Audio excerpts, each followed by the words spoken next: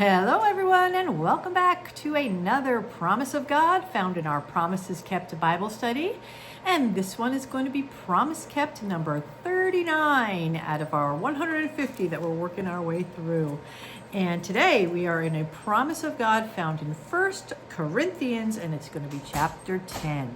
Now, this Promise of God, it's one of these promises that I think you're going to be intrigued by, because in the promise you are going to see a Bible verse which has been twisted and contorted and used incorrectly, not as a Bible verse, but as a general saying about God. So I want you to open your ears, because this is one of these ones you need to know that in context it really does not say what you think it says. So let's go into 1 Corinthians, and it's chapter 10 and verse 13, and I'll read it. It says, "No temptation has overtaken you that is not common to man. God is faithful, and he will not let you be tempted beyond your ability. But with the temptation, he will also provide the way of escape, that you may be able to endure it." So let me break it down a little. First, I'm going to just take that first little piece of it that says, "No temptation has overtaken you that is not common to man." So that little bit of this promise verse is just saying that every temptation that comes across your path has come across some other human in human history before. So nothing is new, nothing's unique to you. There's only so much temptation out there, and so don't feel special whatever you're going through.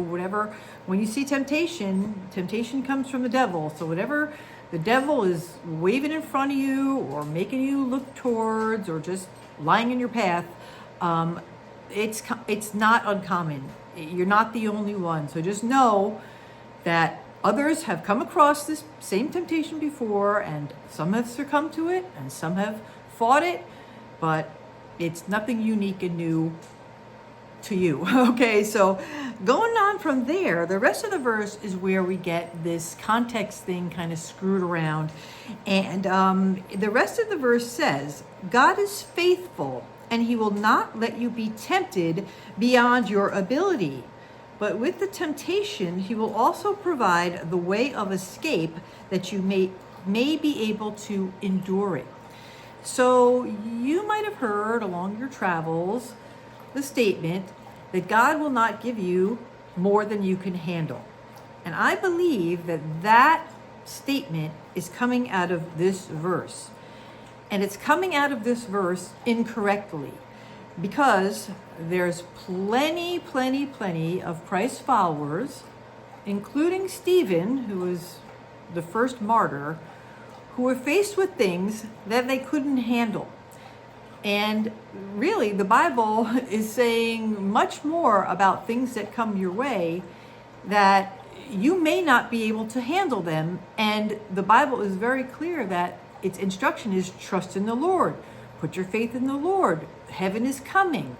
Just like I said, as far as Stephen, he was stoned to death, the first martyr. Martyr means somebody who dies for the cause of Jesus. He was stoned to death. And obviously, as the stones were coming his way, it was more than he can handle. So just know that when somebody says that to you, God won't give you more than you can handle, it's not the truth. God very often will give you more than you can handle in your own strength. And he's bidding you to trust him to be with you, by your side.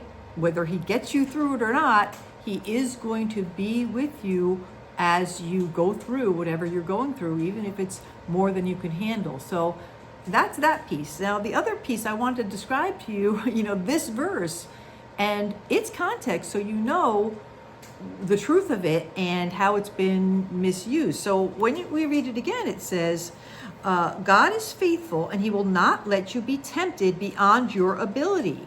But with the temptation, he will also provide the way of escape, that you may be able to endure it." So in this, it's clearly saying that temptation is going to come your way, and it might be beyond your ability. It's saying you know, there's a certain amount of resistance that you have, and it might be beyond that. And so he's saying here in this verse in 1 Corinthians, it's saying that God is always going to give you a way out. So the temptation is coming, the devil is dangling something in front of you, but along with that, God will give you the ability to choose something else. So I guess the only way you can think about it is, you know, the temptation will never be so strong that there's not something else, a choice to be made that will pull you out of it. God will provide a way that you can endure the temptation. That means enduring means, you know, you're putting up with it and you're not succumbing to it. So important language here to know that the temptation is coming, and it might be a lot to handle. It might be beyond what you feel is your ability, but if you open your eyes, look around you, or practice scripture in your mind like Jesus did in the desert. If you remember, he was led out there and he was tempted, and what Jesus did was he said, no, that's not true. And he brought scripture to mind and he actually voiced it. Those are tools. You have a way out. You don't have to succumb to the temptation, no matter what it is. You have something there that you can choose instead, even if that's just, no, I'm not going to let that lie get in my brain. I'm going to take that lying thought captive, cast it away, and replace it with a thought that is of God. That is something that's in your ability, that's been given to you. Now, I want to say, for the record, that it's something that's been given to you that you might not have taken a hold of, because this Bible of yours needs to be read so that you can bring those verses to mind to defeat the temptation. And that's on you. You know, that is something that God has given you that you need to take a hold of when the temptation comes. He's given you this Bible, and if you don't read it, you know, you're rejecting something that God has given you to try to endure the temptation. Otherwise, it's very, very hard. I mean, nobody's saying it's easy to endure temptation, but just know this promise, and I'll read it again. It says, God is faithful, and he will not let you be tempted beyond your ability. But with the temptation, he will also provide the way of escape that you may be able to endure it. So there it is. Like, you're getting to the end of your ability to endure, and God, there's something there that you can choose so that you do not have to succumb to temptation. So be on the lookout for it. When the temptation happens, just know you've got an escape route, and I can say that because God is promising it. You just cannot let yourself succumb. Endure the temptation. Use whatever it takes, whatever God has put in front of you, including those memorized Bible verses, right? Maybe it's not that. Maybe it's calling a friend. Maybe it's taking a walk. Get away from it. If it's right in front of you, walk away. Don't sit, don't stand, don't be in the path of temptation, right? For some of you, you are in relationships and you're trying like anything to avoid going into sin. The temptation in that relationship is to go ahead and maybe do things you're not supposed to do. The Bible is very clear that sex is only for marriage. And so you've got to know that God, there's going to be temptation to sin. But God has given you a way out. And maybe that is saying to yourselves, listen, we are never, ever going to be alone together in a place that affords us the opportunity to be tempted past our ability.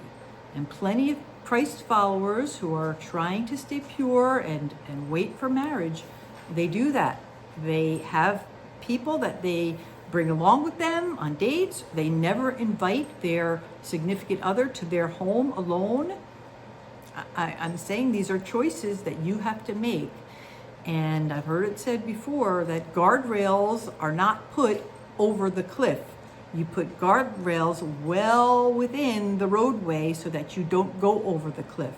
That is something that you can do to avoid temptation. It's a choice you have to make, to say, I'm not going to put myself in that really, really, really tempting situation. I'm going to make a choice to put up a guardrail. Just like somebody who may have had an alcohol problem says, I'm never, ever, ever going to go in a bar.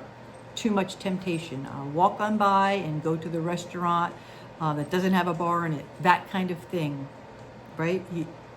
It's just up to you to know that you're going to be in situations that include temptation and put up a guardrail well before you get into temptation. Okay? God has given you the ability to do this. Don't get close to the edge. Put up your guardrails, and that's one of the ways that God is going to place in your mind an ability, a way to avoid getting tempted past your ability to endure it, right? You've got to be able to endure the temptation. It's never going to stop, never. So you've got to set up things, guardrails, memory verses, people you can call. As soon as the thought comes in your mind, set up those things and run to them, okay? You can do this. It's a promise of God, okay? Stand strong, and I'll see you next time. Bye.